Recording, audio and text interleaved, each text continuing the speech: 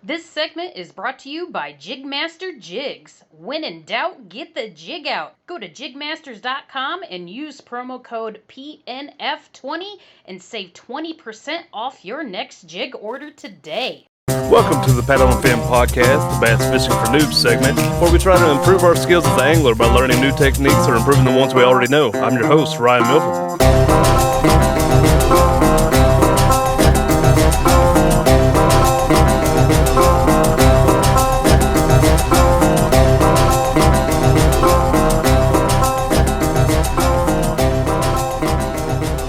Welcome back to Bass Fishing for Noobs on the Paddle and Fin Podcast. I'm Ryan here, and I was missing last week. Sean handled it for me with the Trash Panda, but we got Sean back in here again. I'm back, and today we are doing a host interview. We got Jimmy Skinner from the Reel Down episode. I almost said Final Cast. I don't know why. I've been on that one. So. But yeah, we got Jimmy from the Reel Down. You know, he's still newer to the podcast, and you know, everybody knows we got a bunch of different segments, a bunch of different topics on each segment and everything. Some people listen to some and not others and everything. So for the people that haven't got to know you or anything, that maybe haven't heard you on that segment yet, why don't you go ahead and introduce yourself, who you are, where you're from, what you do, all that good stuff. Well, I'm Jimmy Skinner. I'm from North Alabama, sharing the same state with Dan. I've just got the better fishing end of the state than he does. I think he'll admit that too. Yeah. I've told him he needs to just move up here and get it over with. I'm 10 minutes from the Tennessee River, and then at any of the lakes, Pickwick and Gunnersville's like within an hour, so it's a mecca. Oh wow! Yeah, you ain't too far away from me. No, you're in Tennessee, right? Yeah. I'm about 40 miles south of Nashville. Okay, I don't consider pretty much any part of Tennessee too far away anymore. I'm always up there going to Hook One or trying to go fish with those guys, so I consider it like a day trip destination. So. But no, I'm new to the Reel Down, new to the podcast thing. It's been fun so far. I still don't kind of realize that I do it, if that makes any sense. Like, I'm like, oh yeah, it's Monday night. I got to record a podcast, and I definitely feel like I listen less now. Like, I don't listen to our segment anymore because I don't want to hear myself talk. Same here. I don't listen to ours either. Okay, good. I'm not the only one. But I listen to every segment of the podcast, but since I've been off work, I always listened at work, and I've been off work since late March, and so I'm way behind now because I haven't kept up at all. Yeah, I do pretty good. I keep up, which I do a lot of different podcasts too, and then not all fishing podcasts. I listen to most of our segments. I don't think I've missed one of y'all's. I don't ever miss the Final Cast. I love the after hours. I can't wait to be on one of those. We haven't had one of those for a while. But with everything going on and all the bracket stuff, it's just been it's been crazy. And then with us, the Reel Down switched to live on Monday night. Yep. And that's been fun so far. It's I got thrown into that like quick. I was gonna say, you guys just jumped right in on that. It was crazy. Like, hey, you did your first one. Now we're going live. And I was just like, oh, okay, let's go. Yeah, but it's been cool, man. We've got to have some guests on that people I think I've never talked to. That's like awesome. My first show, we had Greg Blanchard on, and like I was like, keep the fanboy down, be professional. But afterward he stayed on and but afterward he stayed on and talked with us for a while, so that was pretty cool. Yeah, that's awesome. But yeah, no, I'm nothing fancy about me. I work all the time, and then I try to fish any other time that I'm not working, and now making time for doing this is another new hobby, I guess. Well, we're glad to have you. I appreciate you bringing me on. Yeah, so you mentioned you're close to Tennessee River, you're close to the big lakes and all that. What's your preference? Are you more of a river guy or are you more of a lake guy? It's funny because I grew up in Birmingham, and I grew up on the Black Warrior River, and so that style river fishing was how I started in a John boat, stuff like that. Kind of got out of fishing when I got back in fishing, when I found kayak fishing and I got back into fishing, I figured I would do, I wanted to fish the big lakes. I'm going to go fish a tournament on Guntersville. Oh, I'm going to go fish on Wheeler and blah, blah, blah, blah, blah. And the skinny water thing, like river fishing, river fishing I have a different definition for river fishing. Like, we just call it creek fishing because, we go get back way up in skinny water. And that wasn't really an interest of mine until my buddy Dan Sasser and Blake Robertson, they got me to go to a creek that actually feeds into Pickwick. And it's like you can make it a 4 or 5 hour float trip, put in up high on the really skinny water, and you float down to a little park. And I think I caught 15 fish that first trip, and every one of them was on topwater, and that's my thing. And I've been hooked ever since, man. I love the skinny water fishing. I still like lie to myself during tournament season and try to put out, like, when we have our local tournament on Guntersville, I'm like, okay, let's go get on the big water. You know what you're doing? No, I don't. If I would stop trying to make that happen and just go find skinny water on that lake, I could probably do a lot better. But no, yeah. So my preference would be river fishing more anything. Current, places that no one else try to go, stuff like that. But it's worked out so far. Anybody that hasn't done it definitely needs to try it. Just don't come try it where I'm at. I like my spots. Dang, I thought about inviting myself down there to fish with you. Oh no, y'all are different, man. Paddling family, I can show y'all some stuff. Awesome. Right on. So you mentioned top water. People, when people talk about Guntersville, a frog is often thought of lure for that body of water. Is that what you're meaning by top water? You mix it up? What all you?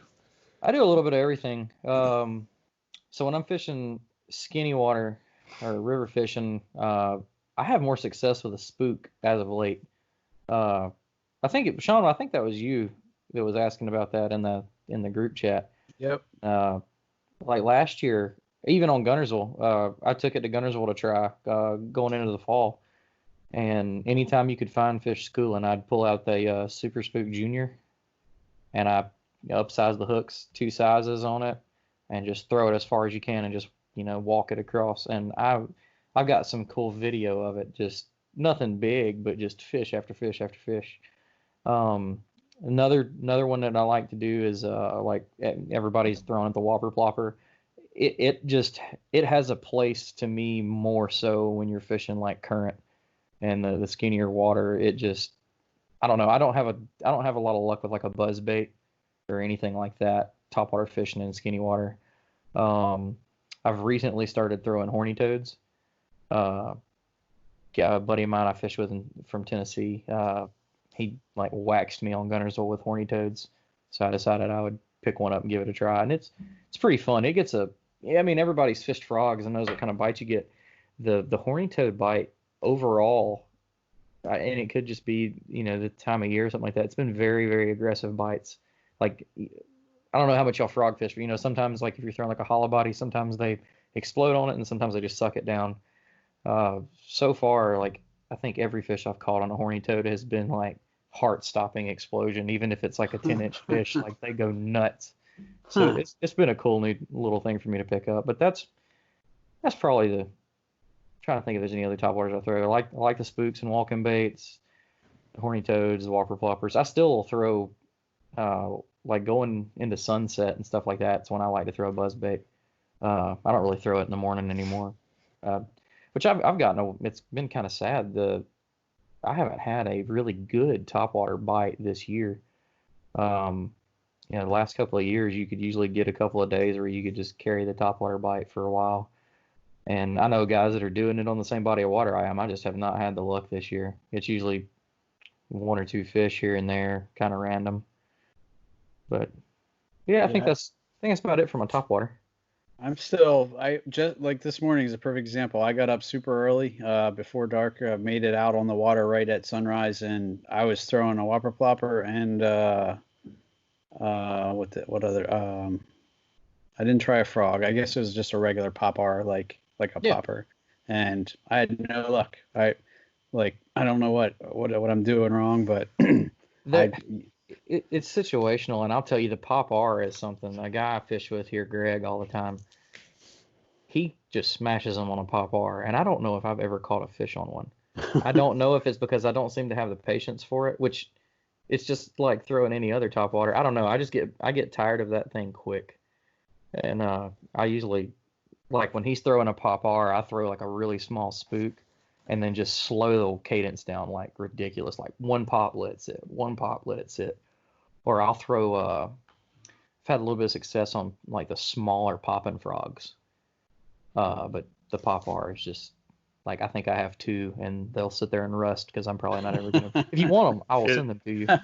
No, I wasn't putting mine to use. So What size whopper plopper you been using?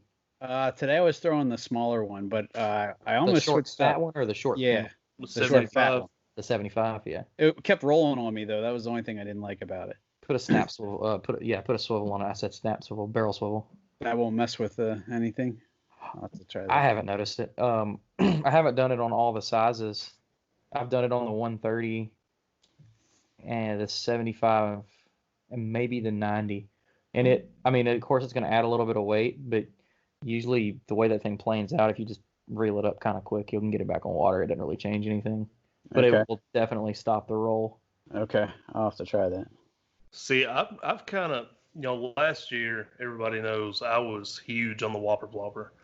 And, this year so far, yeah, I've thrown it a little bit, but it's like for a couple minutes at a time that I stop because I'm having so much success with a swim bait right now, at all times of the day where I'm like, I don't want a chance not catching these fish by switching it up to something else.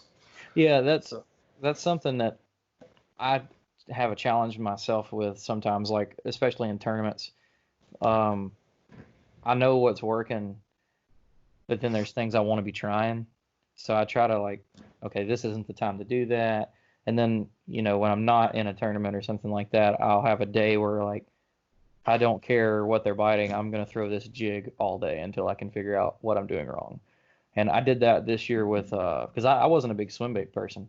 And I started throwing underspins like late last year on Gunnersville. And I caught two big fish back to back and then lost one. And I was like, okay, well, maybe this is something I should figure out. So I've been on the underspin train this year, and it's been fun. And then I just got the Wicked Willows in that everybody's been going nuts about in the group chat, and I was not happy. I had that. I went up a creek for a little local tournament, and my whole plan was to go up that creek, catch a whole bunch of smallmouth on that underspin, and I didn't get the first bite on it. I caught them all on a Texas rig, which I'm not upset about. I mean, I won some money, and I caught all smallmouth. It was the best ass smallmouth I've ever had. So it's just I didn't catch them how I wanted to. So. I have been catching a lot of fish on that Wicked Willow, Wicked Waits, Wicked Willow. Like that's when I said swim bait, throwing it on the underspin. Yeah. And man, I don't know. I've been wanting to learn a swim bait, but I haven't really got into it until now with that underspin. And what I love about it is I can fish it pretty much any column of the water. I can keep it up towards the top. I can run it through the middle. I can let it go to the bottom. Man, that's one thing I love about the swim bait. The biggest thing that I've liked about the so I used to be old school. I loved spinner baits. Willow blades, Colorado blades, didn't matter. They all had a place. I've almost gotten away from throwing them completely because a lot of the places we fish are lots of grass. Like one of my favorite places to fish right now, according to the guy I've been fishing with, he's never seen it. Like it looks like right now, it looks like Gunnersville does in October when frog season's like that perfect spot. The grass came in super early. It died off super early. The mats are up. So that was like the first place this year I really put on the underspin because I knew it'd come through the grass a little better. And the guy I fish with, Greg, he usually just beats the brakes off of me when we fish. He's good. And the beginning of that day, he was throwing the spinner bait and I was throwing the underspin, and I was just 3-1. And then of course he swapped up and destroyed me, but whatever.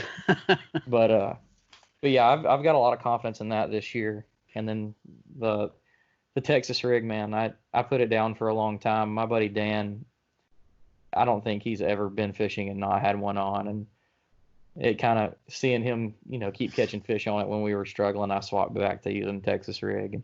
And then, a lot of your creeks and stuff, crayfish are plentiful. So kind of makes sense to be throwing one. Don't try to really force any other kind of bite, really. I mean, they're so abundant here, you need to be throwing it. So when you're throwing a Texas rig, is it safe to say you're throwing like a crawl style bait on it? I rarely throw anything else. With just a pegged weight? Depends on where I'm fishing. If there's any kind of, because like all of our creeks don't have grass in them. A couple of them do. If I'm in a good moving creek that's rocky bottom, I actually don't peg it. I like to let the weight just kind of do whatever it wants to, give it its own action. And then when it's a little grassier, I'll peg it. Sometimes I'll take instead of, if I'm not, if you have one of the days where the crawl's not working, I'll throw on a Ultra Vibe Speedworm. And I like to peg that one pretty much anytime I use it. And actually, up until this year, that I caught my biggest fish on that, skipping it under docks. You can do so much with the Ultra Vibe Speedworm. You can swim it on top weightless, like a topwater. You can swim it in the column like like you would any kind of swim bait, or you can just work it on the bottom like a Texas rig. It's real versatile. Now, that made me come up with this question here. I'm pretty big jig fishing guy. So is there like a time when I should swap up a jig for like a Texas rig crawl or what? So I used to think that there is, and everybody will have their own opinion on this. So coming up to probably last year, Texas rig was my choice. I didn't believe in throwing jigs. Well, then I started throwing finesse jigs, and I started getting more bites. So I decided to go that route for a while. And then something I've kind of played with towards the end of the year was, if I had a good Texas rig bite going, I'd put it down and then go to like the same color setup jig and see if the bite changed. Some days it did, some days it didn't. So it's hard to say. It's something that you can definitely toy with if you're having a tough day. Sometimes they like the simpler profile of a Texas rig, and then sometimes they like to see that big skirt sitting on the bottom. So I don't think there's really a right or wrong answer to that, because I do it both ways. And I probably would say I prefer to pull out a finesse jig. I like to use a 3/16 ounce or smaller little round ball finesse jig. I mean, they're tiny, and I probably prefer to use that, but I probably had more size and quality with a Texas rig. But that's still kind of like a little ongoing experiment I'm doing.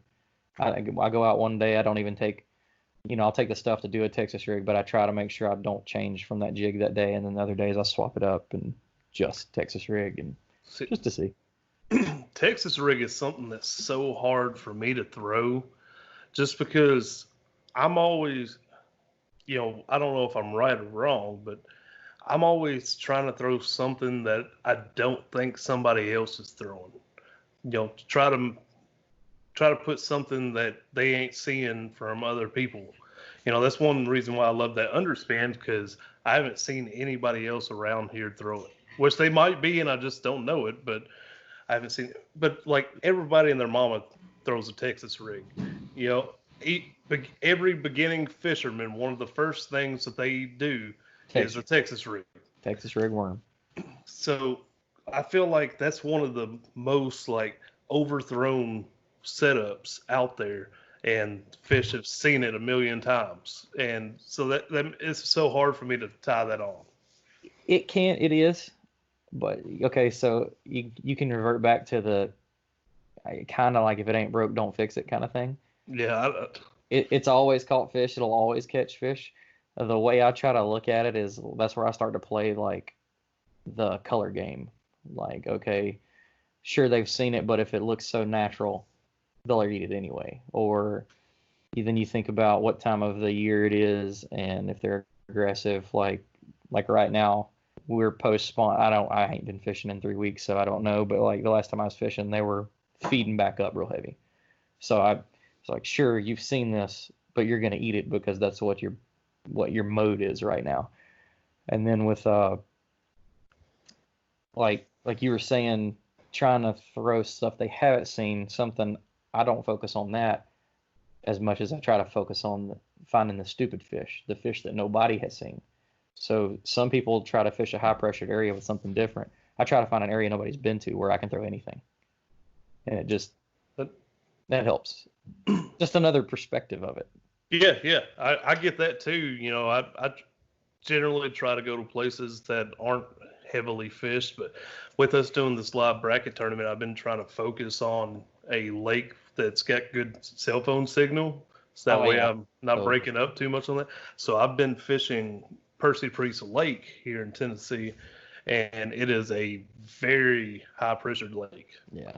And so yeah, it's been fun kind of learning this area I've been fishing, and yeah, it's weird because you know I know there's smallmouth in there, and I'm fishing a ton of rock, but I haven't yet caught a smallmouth out of there. I'm like, come on, give me a smallmouth. I've only caught like 2 smallmouth in my life. Like, are you do you run electronics?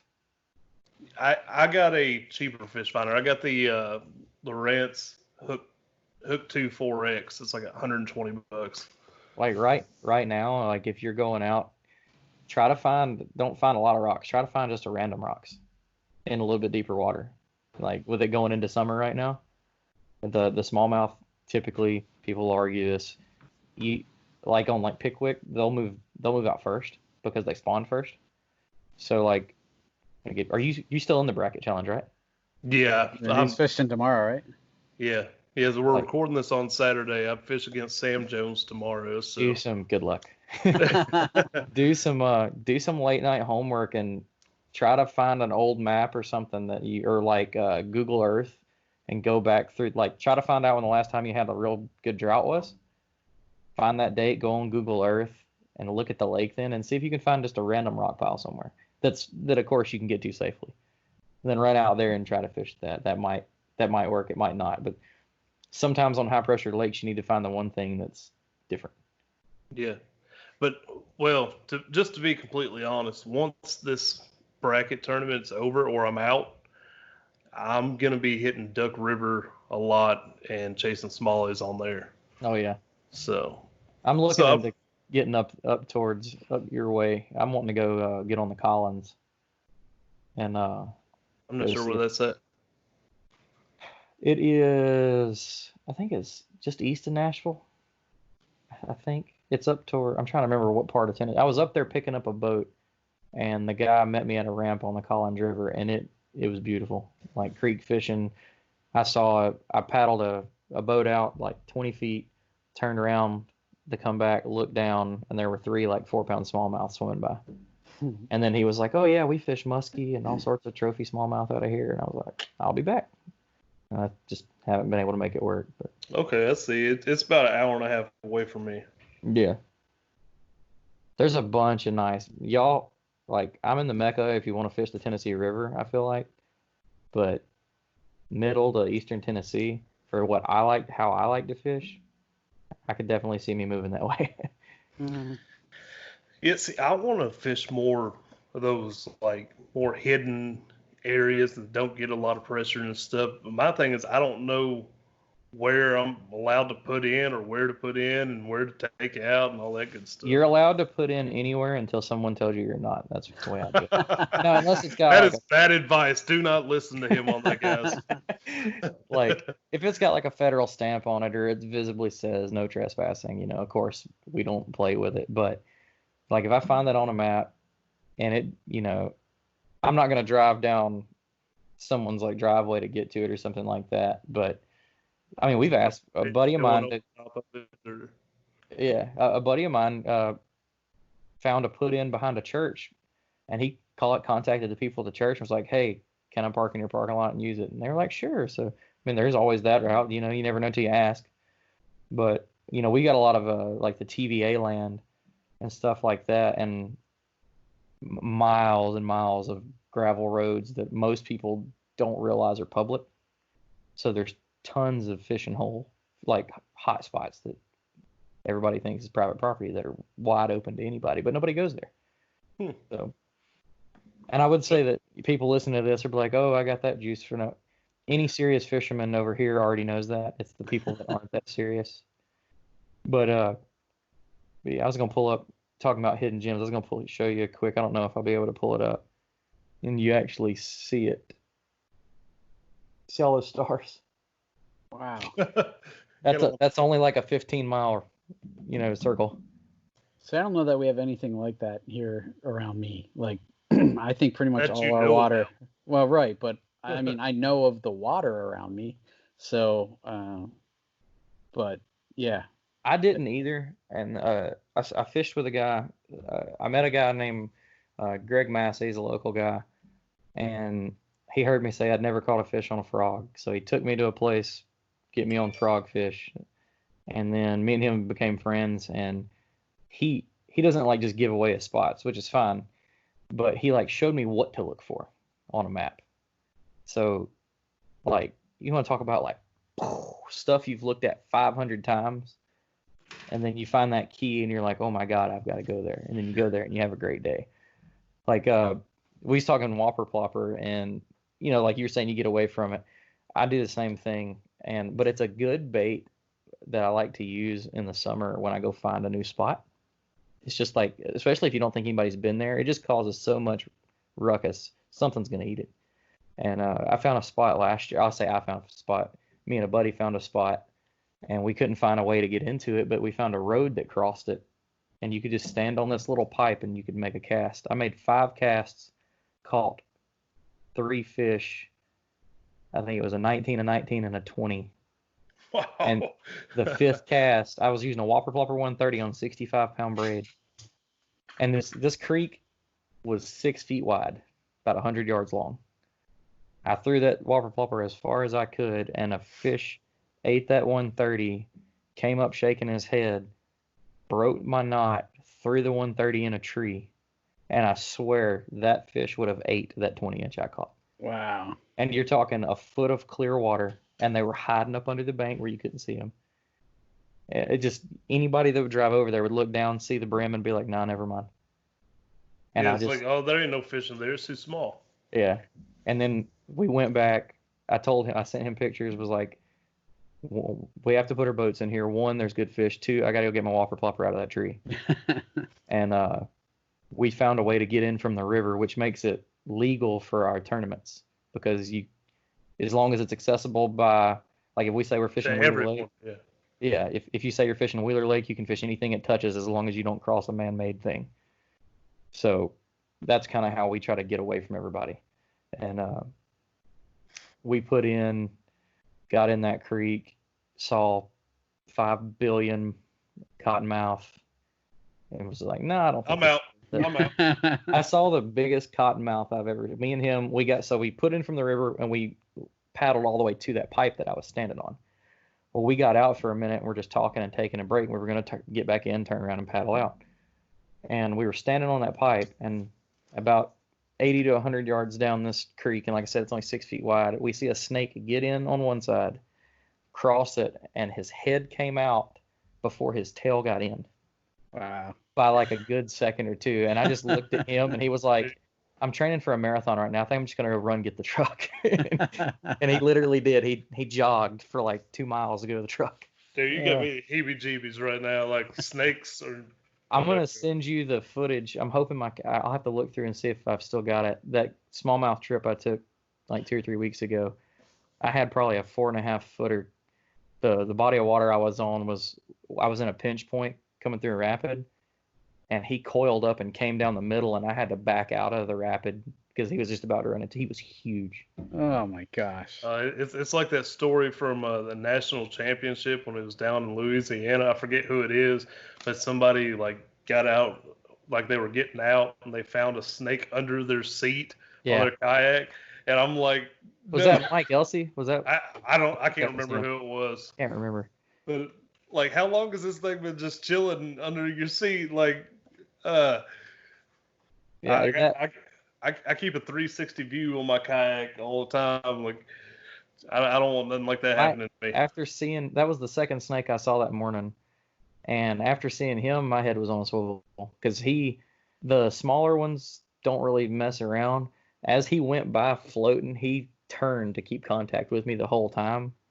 So I booked it up that rapid and turned around to make sure he wasn't trying to swim upstream, and he was still going down. But like it's something that got Greg when he started showing me how to find all these spots. He's like, usually when I find a spot that you're really likely to get bit by a cottonmouth, they're usually really good fishing holes.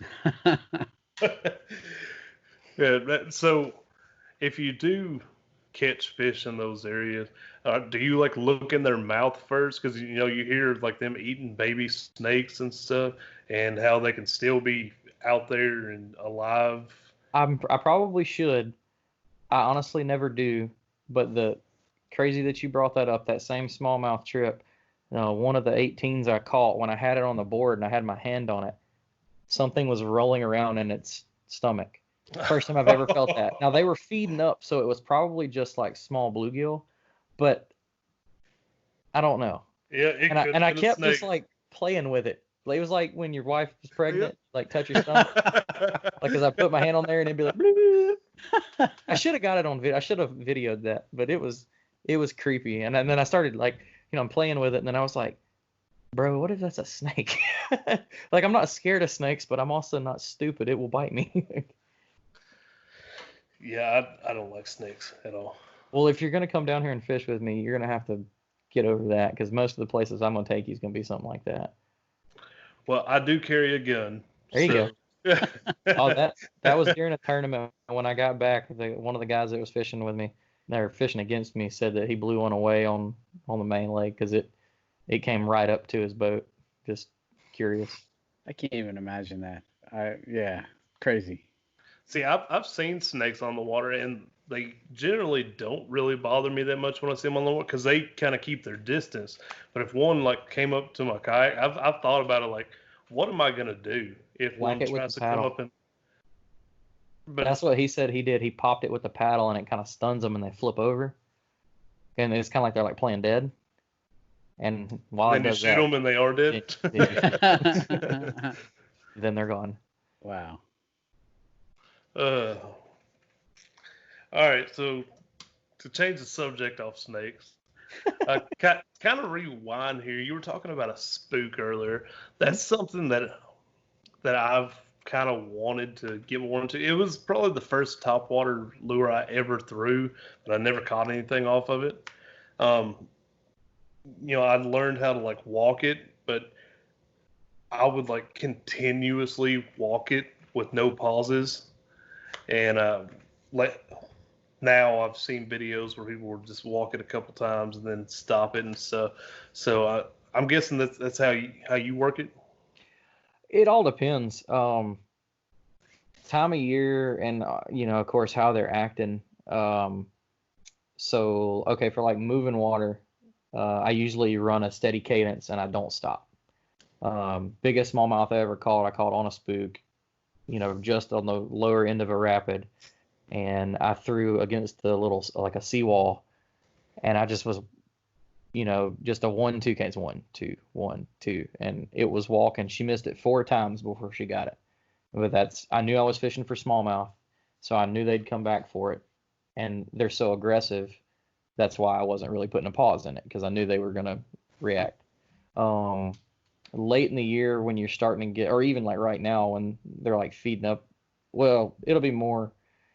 Well, yeah, we got shad spawn stuff going on. So when you're seeing like a lot of fish busting schools of shad and stuff like that, I'll probably do a little bit of everything. I'll do a steady cadence over them first. If that doesn't work, which I'll do it 2 or 3 times, and then if that don't work, then I'll start, pop, pop, pause, pop, pop, pop, pause, and then sometimes when they're super aggressive, the video I did on Gunnersville last year, you can hear me because I've got the camera facing me. You can hear it, and I'm just click, click, click, click, click, click, click, click. I mean, as fast as I can, just, and I was catching bass and stripe, and it was, I wasn't in a tournament. I was just out there having fun, but it was, they wanted it as aggressive as they could because they're schooling up they're chasing schooling fish, so everything's going crazy underneath. So something going crazy on top's just more for them to go after. But like just a rule of thumb would be like pick your most comfortable cadence and try it first, and then start like working around as you're throwing it just to see if they want something. I mean, then it may just not work. They may just not want the spook. And what kind of setup do you use for your rod, your when you're throwing topwater? I've been playing with it. So last year I was throwing it on the Dobyns Sierra 734, which is it's like a moderate heavy, fast action. I would say it's probably a little bit closer to a heavy, but it's got a really good tip, so you can really get that line pop for the walk. But it's got a lot of backbone. When I throw the smaller one, I like to throw it on my crankbait rod on like a Dobyns 705 CB, which I think is a medium. I think it's a medium heavy, but I don't know what part of that rod is heavy in that description. That thing's perfect crankbait rod. It's real flexy, and I like that. I like to throw a softer tip most of the time with treble hook baits of any kind anyway, so you can kind of lean into it. You don't. That was something I noticed, again, going back, like I'm always fish this thing, but I never do anymore. The whopper plopper, I've noticed that I used to miss more fish when I used too stiff a rod with that. I swapped up to throwing them on a crankbait rod, and when they suddenly hit it, you get that reaction. You wouldn't jerk it out of their mouth because that crankbait rod would just load up, so you'd still have them pinned, and that was something that like greatly increased my hookups with that. Just the rod. Interesting. How about line? Like I'd always heard that for topwater you should throw mono because it floats, obviously. But do you? If I throw topwater at all, I throw braid only. Braid only. Okay. See, that's what I was wondering with the spook, because I use braid for whopper plopper, and you always hear everybody talk about braid for frogs because they're usually fishing it around grass. But that spook, with mono, I was always able to get a good action with that spook. But with braid, I have a lot harder time getting that walk. I can walk it better with braid. The one thing you have to watch with braid, because a spook moves so much when it dances, you have to really pay attention. Oh, I say really pay attention. You have to really pay attention when you're first like learning how to do it. You have to kind of have line management because the spook will overrun the braid. Yeah, that happened to me the first time I threw it on braid, and that's why I stopped throwing. I tied on a mono leader just so I had a bit of mono ahead of it. But the thing that I've noticed that, and it may not be, and it could be, how I hold and everything. When I'm sitting down, I'll angle the rod kind of 45 degrees to the side, and I just keep the tip a little higher. And I honestly, it's rare I overrun it with the bait now. I don't really ever, it doesn't happen. No, like when you pop a false hook set, then it fouls up and you got to bring it in and start over. I mean, I've caught them like that where they've missed it and it's rolled over itself and got all tangled up, and then they hit it again, and then I've got a giant knot of fish braid treble hooks everywhere. But I fish braid for everything. I do like my Texas rig, I use braid to leader. I don't throw anything under 50-pound Power Pro braid. I tried using 30 like a lot of guys do, and they're running leaders and they're on other rigs that aren't topwater. My thing is it digs in too bad. I've had it just where you can look at it and you can see like where your line's feeding from has just buried itself down in the line, and I hate that. I used 30-pound one time. I'll never use it again. 65-pound is usually what's on all of my topwater stuffs. I don't even use the Power Pro Super Slick, which is it's like the thinner, flatter braid. I don't even really like that. I have some. It just doesn't seem to last as long, or I don't know. It doesn't throw as well to me. I like a more bulky braid, which, saying that, the Power Pro braids diameters on par with everybody else's. They're getting smaller and smaller. But so for like swim baits and stuff, I've been using 50 to an 18-pound fluoro leader with a Alberto knot, and that's been working fine for going on 2 years now. I really like it. I just moved up to the 18. I used to throw 50 to 12 on like everything. And I was just having a lot of problems with the leader not slipping. And then when I got to doing some like research on the diameter, I was like, okay, I'm tying too big to too small. So I stepped up to 18-pound fluoro to get the diameter up a little bit, and I haven't had one fail yet. You know, knock on wood. I've only been doing that this year, but so far the 18's been. And a lot of guys shy away from the heavier line because of, you know, they can see it and all that stuff. But if you pay attention to how thin the line's getting now, I mean, take some old like 20-pound mono and hold it up next to some like 18-pound fluoro, and they're like, the fluoro is like half the size. And you still get all that castability out of it and all the benefits of fluoro. See, I kind of stay in the middle with that argument. Like, I'm throwing fluoro on pretty much everything except for my top water. And, you know, I've got like 20-pound on my jig rod, like 15-pound on my kind of multi-purpose rod, which is chatterbaits and swim underspins and all that kind of stuff. Got like 10-pound on my little Ned rig rod, and I think this year I put 40-pound braid on my top water rod, which I don't fish a lot of grass, so I know a lot of people put like the 65-pound and all that, but with me not having a lot of grass, I didn't feel like I needed that much. But the way I look at it is as long as it's not super bulky and you can still get a lot of line on it, it can't hurt to have the heavier braid. Because I'd hate to snap one off on 30 and be like, well, if I'd been running 60, it wouldn't have came off. Because it's not even grass. I mean, I've gotten them wrapped up in trees, and I will dig the branch in half running that braid through it. If I'll pull my boat to that tree just so I can reach down and get that fish. And I know I'm not going to do that with lighter braid or with straight fluoro. And I'll correct myself. I am running straight fluoro on 2 right now because I've got the Corrado DC reel and one of the Shimano SLX DC reels, and I threw braid to leader on it, and it's still a good reel with that digital braking, but I didn't really see all the hype.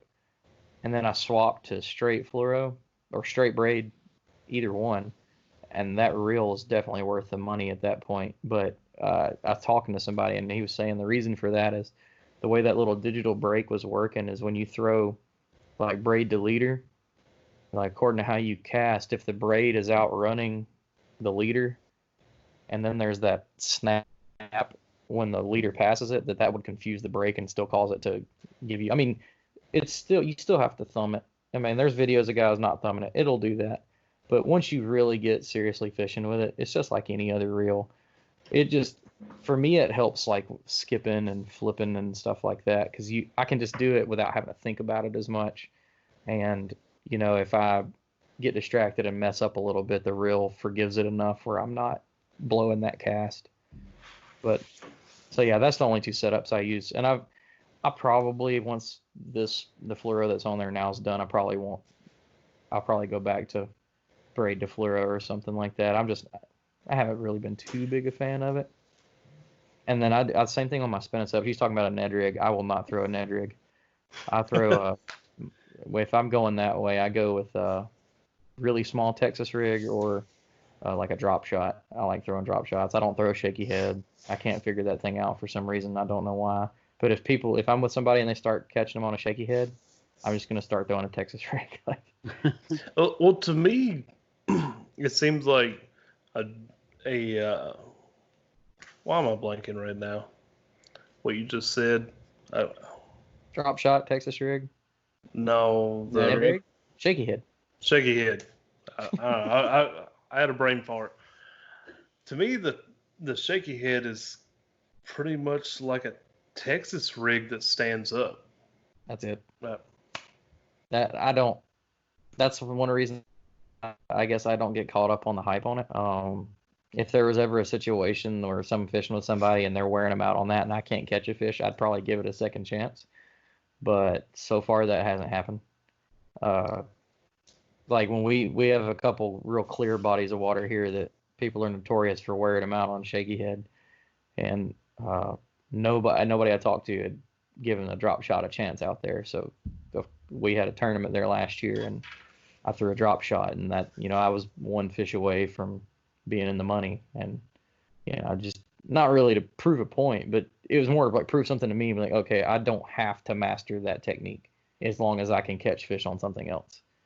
And that's, I try to tell guys that, this being bass fishing for noobs, for like new people coming into it, I try to tell them not to get caught up in the hype of what you see. Like right now, if you ask anybody coming into it, they know what a jackhammer is. Don't buy a jackhammer.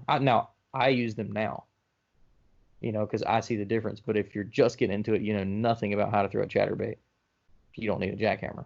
Like, I don't know. And it's the same thing with. And to add on that real quick, if you don't know how to throw a chatterbait or a jackhammer, go back to January and listen to my episode with Jody Queen, and you can learn. The man that's shameless plug. $40,000 on a jackhammer. Yeah, literally. Yeah, that's insane.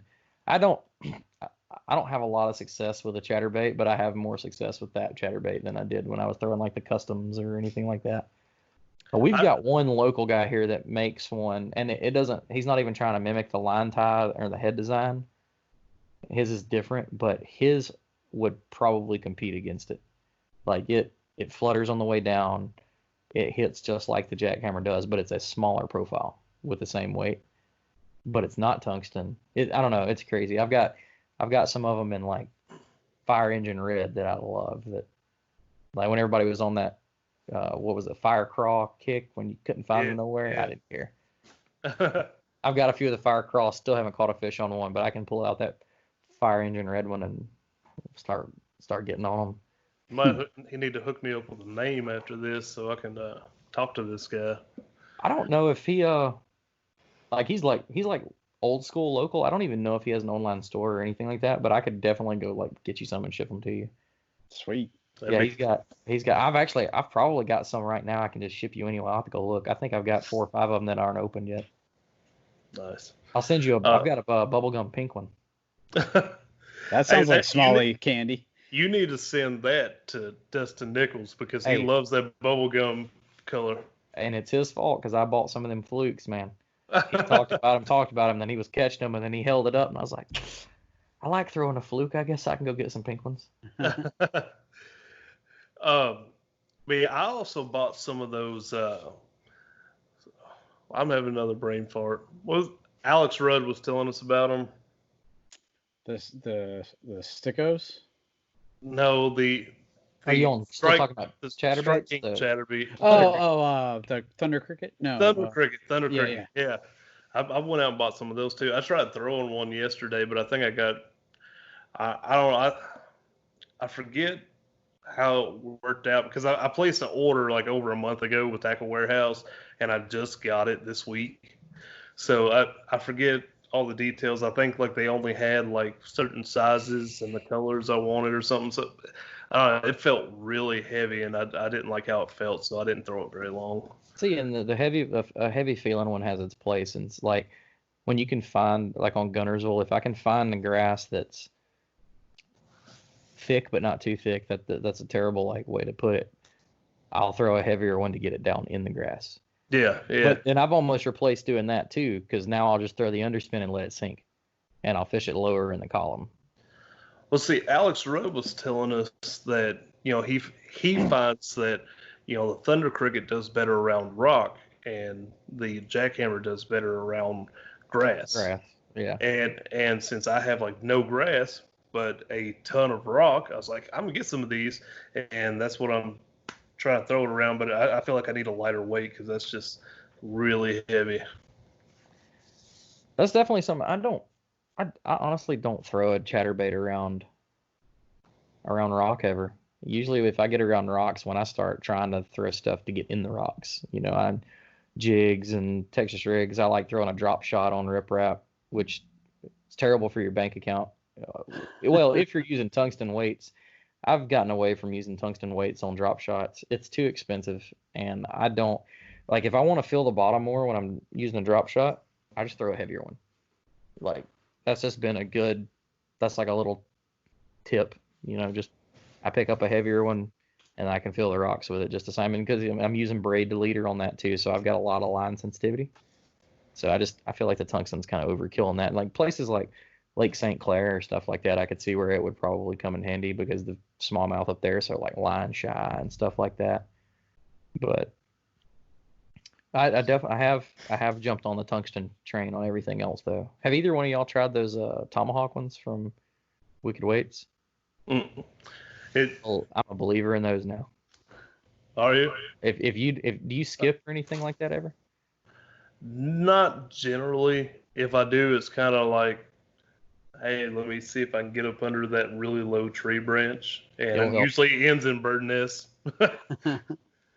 What about like smaller rock, like riprap, but when it's just like smaller concentrations of it, I don't run that into a weight lot gets of in and riprap. out of there so good. See, that's what on the Susquehanna, man. The bottom is all sorts of little rock like that, where if you're just dragging most anything gets hung up regularly. So I'm sure that you could have the argument that because of the shape it would get hung up more, but once I figured out, because I was fishing moving water, so when I was facing straight upstream, it was getting hung every cast. But when I started fishing more parallel, I could throw it all the way up the rapid, and I could feel it come down the current, and you could just feel it just bouncing off the rocks, and then you get the hit, and then boom, smallmouth. It was, I wish I should have brought it in here with me. It started out that pretty black tungsten, and now it's barely that shape anymore. I have beat it to death, and from one day of just carnage. Now, something that I have ordered from Wicked Weights that I got in recently, haven't tried them yet, is their nail weights. Because I think the next technique that I'm going to try to, learn is like a wacky rig / Nico rig. Like, I guess kind of figure them both out and when to use each one and stuff. So I actually found out recently that, so a lot of people, like you just said, was like wacky / Nico, and I finally saw the real difference other than the weight.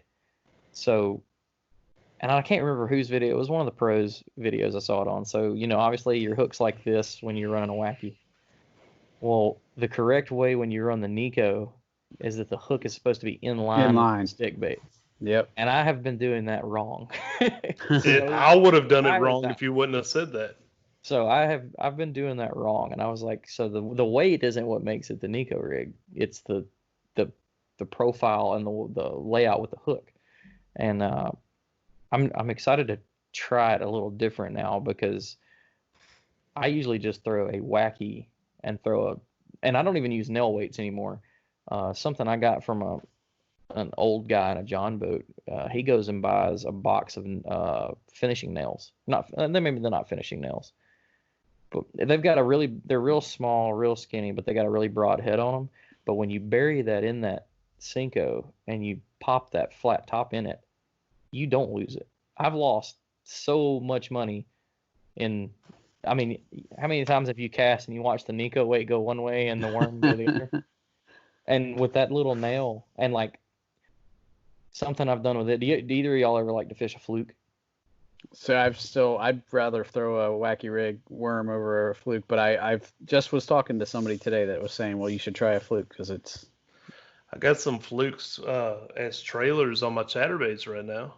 So something you can keep in mind, like right now you got like shad spawn going on and stuff like that. I like to throw a weightless, just the Zoom fluke, on like a 5/0 wide gap hook. That hook will give it that little bit of extra weight to get it down. And then I'll put a nail, like if you're looking at it and the hook's facing up, so the bait's going this way, I'll put the hook right past the line tie. Or I'm sorry, put the nail right past the line tie and tuck it down in the top of that fluke. And it makes it give it a more nose down profile, and it'll get down in the grass. So like when we're fishing Guntersville or something like that right now, when they're eating up on shad, that means they're active. So I put the wacky worm up, get the fluke out, and the fluke by definition is a soft jerk bait. So I throw it up shallow and just twitch, and you can watch it dance. But with that little bit extra weight in it, it'll do like dives instead of just lefts and rights. Like you can make it jump out of the water and just changing how you twitch, you're changing your rod angle, and that's a bait that I didn't have any confidence in until last year. And once I learned that trick, because my whole thing with the fluke was it's too light. Like for me to, I don't understand how people are using it as a soft jerk bait when it doesn't weigh anything. And changing up to, I got the 5/0 wide gap hook idea was from the Tactical Bassin guys. And then that old guy telling me to use the nails instead just totally changed the ball game on that. Now, typically, when I'm tournament fishing, I've probably got like 8 rods with me. The fluke's on there at all times, smoking shad. Like you can usually find a bite on that thing. May not be a good bite, but you'll find a bite. One more time, where you put that nail again? Okay, so if you've got your hook in your hand and you've got the tip facing up and the line ties facing this way, so hook sitting like this. When you rig that fluke on their Texas rig, your line comes into the nose of the fluke, and then your line tie. Like when I rig it, I cover the line tie so it's not exposed, so it's kind of sitting over it. I feel around with my thumb to find that line tie, and right past the line tie, I tuck the nail into. Basically, you'd be more into the back of the fluke, but still kind of forward on the body, and I just tuck it in right there. That way, it's it's not in it at the side, so it's not giving it a pitch any one way. It's right on top of the line, a tie of the hook, and it's just extra weight to make it nose down, and it's worked so far. I might have to give that a try. Yeah. I'll when we get done, don't get off. I'll run grab my tackle box. I've probably got one set up. I'll show you. I was always curious about that too, because I don't know if it was the amount of current that I was trying to fish it in, but with just a regular fluke on a regular wide gap hook, I just had no feeling for it. I felt like it was just getting blown down. When I'm fishing, if I use a fluke in current, that's usually I won't use the nail, and I won't even be using it as a jerk bait. I'll be using it looking for the fish, just looking for something floating down through the current. Same thing with like a wacky rig. You can get those Yamamoto swim Senkos that's got the paddle tail on them. Mm-hmm. And when you find like at the beginning of this year, it was raining so much. The guy that he didn't win the Logan Martin Bass event. I think he came in the top 10 though. I'm blanking on his name, but that's what he was doing was he found where water was rushing out of a drain, and he would just throw the wacky rig up and just let it blow it by him. And when it blow it by him, they'd just see it thinking it's just something caught in the current. It's just there's tons of different little things like that I don't think any one person can master, but little things I like to pick up on here and there. Definitely. Right on. Well, I'm kind of out of questions and stuff. What you got? Anything, Sean? No, we've covered a ton like of his stuff. Gears are turning. Oh, I'm just waiting. That's how it always goes. I get so many good ideas, and then I go out in the water. I'm like, what did he say?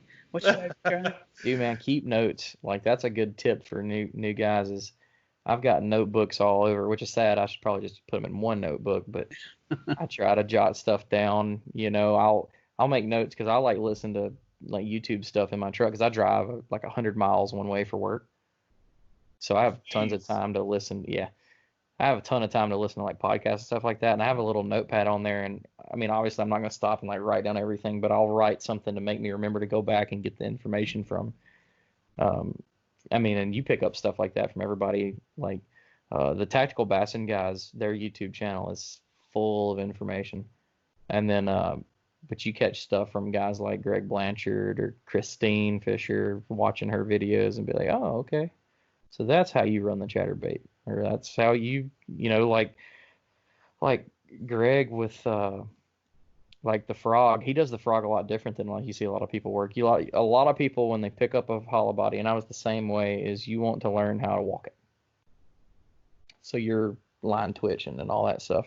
If you ever watch a video of how he runs it, he's just jerking the handle, and the frog's doing it on its own.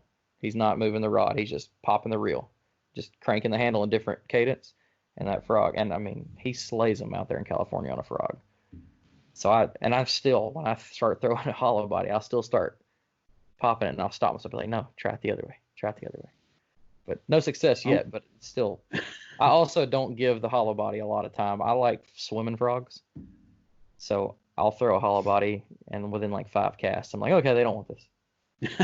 So I've got like $150 in hollow body frogs that will sit there and probably rot because I never throw them.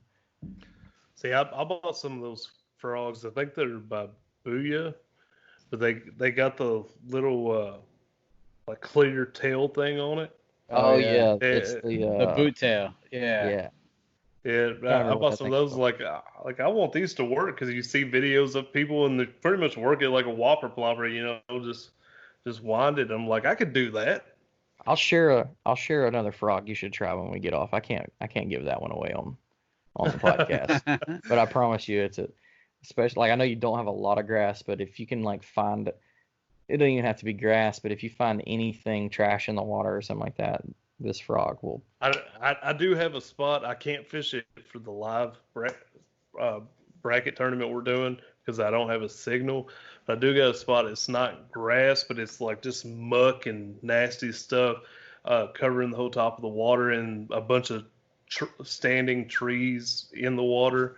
So that'd be a really good place for a frog. I feel like. Like in my head right now, all I can think of is frog Cinco. Like Cinco at the trees, frog to cover water to see where they're sitting. I wish I could have got in time to get on that bracket, but yeah. I don't think I would have been any good because all of the spots I have no cell phone signal, or I have to fish them at night to catch them. So I'm out already. I'll just be sitting in a marina somewhere waiting to take my L.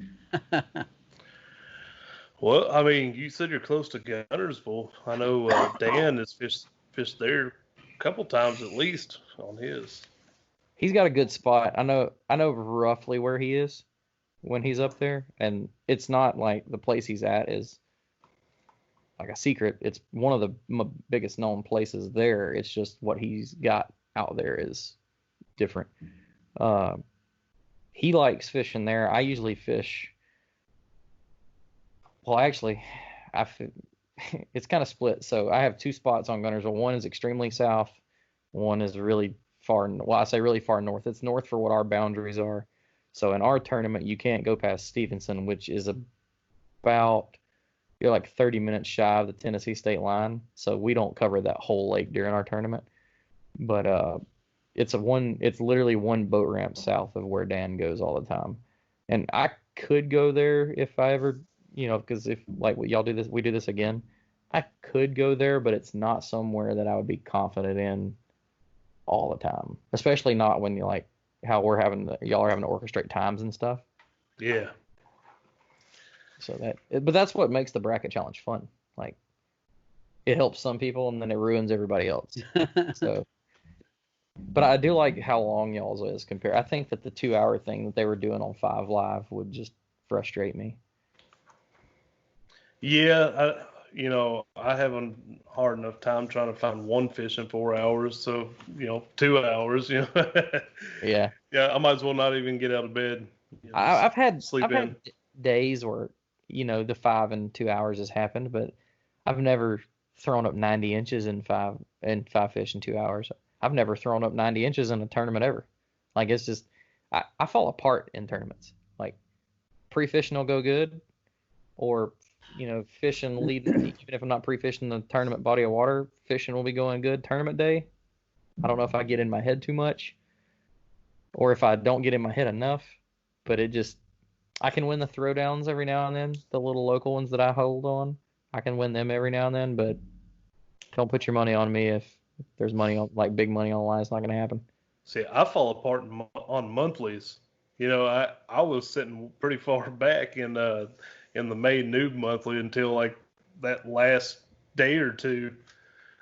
I was so mad. So I got in on the May monthly. I literally only had time to fish one day, and it was the like worst day. It was like 2 days post front, blue skies, bright sun. I missed like 4 fish on a frog. It just wasn't happening. So that all fell apart. And then, the monthly ended on the 21st. The 23rd is the day that I went and slayed all those smallmouth in that creek, and I put up my best 5 went like 85 or 86, which would have been good enough to qualify for the the national championship on see. Caddo. Yeah. I was like, figures. Yeah. That sucks. But at least It's now you just know like you could. that's the whole reason I got in that. I don't care about winning a check. I wanted to go to that championship. So there's still, I've paid Still for got this time. month. I Yep. paid for this month and blew my shoulder out. So See, you just need to learn how to cast with the other arm. that's I can do it. The thing with my arm is like loading and unloading a boat. Yeah. I could almost do it completely left-handed, but like every day at work when I like mess it up, it hurts so much that I'm just like, no, I don't even want to try. Like it's sad that going fishing is like the last thing I'm thinking about at that point because I need to go get it fixed, but I remember the first time I had it looked at, they were telling me like 6 months recovery time, and I I was was like, just gonna say I did that. Nope. I had a torn rotator cuff, and the recovery was 6 months, and I was like, oh, okay, well at least I can do this, this, and this. Like at that point I was running, and they're like, no, you can't run because the motion of running with your arms. I'm like, wait, so I literally could do nothing for 6 months. It sucked, and especially the beginning you take for granted. Like you use two hands to pull up your pants. I couldn't pull up my pants with one hand. I was like, I can't get dressed. This is awful. I mean, that just sounds like a good excuse for me to stay home and not wear pants. Yeah, well, I don't know. That sounds like a good winter project. That's kind of what I'm hoping. I'm hoping I can like nurse it along because I know it's a blown rotary cuff, but I think the pain that I'm having, I think I've gotten bone spurs in it because my father-in-law had the same thing happen, and I've dealt with the pain for probably 10 years because it's just like here and there, but it was so bad like 2 weeks ago that it was making me nauseous, and I've never had pain make me nauseous before. So it was just, I was like, oh, and so I'm trying to hold out till winter, just have surgery and sit at home and not do anything, which is going to be really bad, but Right on. Well, the listeners probably tired of hearing us ramble. oh yeah, about we can ramble all night. not fishing stuff. So let's wrap this up. You got any shout outs you want to do real quick before we end it? Oh yeah, I'll just shout out to Hook One Outfitters in Murfreesboro and Hendersonville, letting me be a part of their team this year, and all those guys up there. I love all those guys, and shout out to New Canoe for them too, man. Been part of their team this year. It's been awesome. Real cool company to be a part of, man. They're huge family. All sorts of cool stuff coming too. Cool. Now, when you said you drive up to Tennessee to Hook One, are you talking about Murfreesboro? Yeah. Dude, it's like 30 minutes from the house. So dude, next time I come up there, I'll hit you up because I come up there like just real quick. Part of my thing with New Canoe is I'm on New Canoe's team. I'm on Hook One's team. The New Canoe dealer I'm responsible for with New Canoe is Hook One. So I go in, check in, see if they need anything. So I go up there all the time and goof off with those guys. And the new store manager, Matt Stewart, I'll introduce you to him. He's a cool guy. I've probably met him before and just not know. That is somebody that you should go fish with because he's so methodical and he's really good at teaching. And I'm sure he could, like, anything that you're having trouble with or anything, like, I can tell you, he can show you. But he's a real cool guy. And next time you're in there, look at the checkout counter. You'll see some Paddle and Fin stickers sitting there for people to take. That's the reason I have some, because up until like 2 weeks ago, I didn't have any. I got some from Dan, but I was in there. I was in there and saw them on the counter, and I'd grabbed like half of them. I was like, I don't even have these. So Great. Now I got to go deliver some more. That's right. But no, I appreciate you coming on here and letting everybody get to know you a little better, letting the noobs get to know you. If you don't already listen to the Reel Down, make sure you listen to it. I was about to say on Fridays, but it's not on Monday Fridays nights at 8 live. 8 Yeah, you Central guys time. talk to so 8 many Central. cool people. That's awesome. Yeah, I can't even imagine. I would be starstruck as well. So Oh no, yeah, it's pretty cool. I like to pick the people's brains that are up there. Find those little nuggets. But yes, But no, man, thanks for having me on, man. It's been fun. I'm sorry for anybody that's had to listen this whole time because I can go down rabbit holes all night. So 8 Central Time on the Paddle and Fin Facebook page. Check them out live there. And correct me if I'm wrong, the podcast version comes out on Tuesdays. It does. All right. So, all right, guys. Well, this has been the Bass Fishing Renewed segment of Paddle Fin Podcast. We're bringing you the techniques, the trips and I screwed it up. Bringing you the techniques, the tricks, and tips to help you rip more lips. Thanks for tuning in, guys, and we'll catch you later. Later.